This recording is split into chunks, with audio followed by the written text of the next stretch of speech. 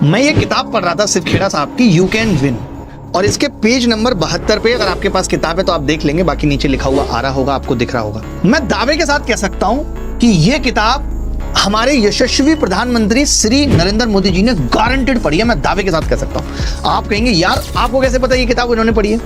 इस किताब पे एक टॉपिक है सक्सेस, और सक्सेस के अंदर रेस्पॉन्सिबिलिटी का जो सेक्शन है उस पे लिखा हुआ है the retiring president of a company after a standard farewell give two envelope mark number 1 and number 2 to the incoming president. छोड़ो, आप हिंदी में बताता हूं आपको।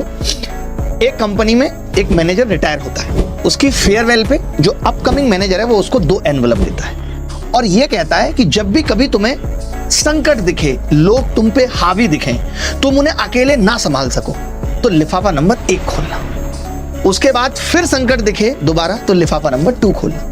तो जब पहली बार एक बड़ा संकट आया तो उस अध्यक्ष ने तिजोरी खोली और 1 नंबर लिफाफा निकाला। उसमें लिखा हुआ था कि इसका दोष तुम अपने पिछले वाले मैनेजर पे मत दो, इसका दोष। और जब उसने दोबारा संकट आया और दूसरा लिफाफा खोला तो उसमें लिखा हुआ था कि तुम अपने आगे आने वाले मैनेजर के लिए 2 लिफाफे तैयार कर लो। मैं एक बात बोलूं आपको, पता है जिम्मेदार लोग ना अपनी गलतियों को स्वीकार करते हैं और उनसे सीखते हैं, ना कि 12-13 साल तक एक ही गुणगान गाते रहते हैं, पिछले 70 सालों में ऐसा हुआ, पिछले 45 सालों में ऐसा हुआ, उसका दोष है।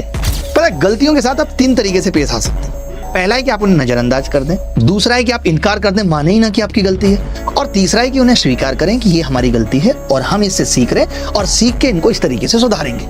लेकिन तीसरा वाला ना साहस मांगता है, इसमें रिस्क है लेकिन अंततः लाभ होगा। और हम आजकल कैसे हो गए कि अपनी कमजोरियों का बस बचाव करते घूमते रहते हैं। हमारी पूरी जिंदगी अनजाने में उन्हीं कमजोरियों के इर्द गिर्द हो गई है जिन्हें हमें दूर करना चाहिए था।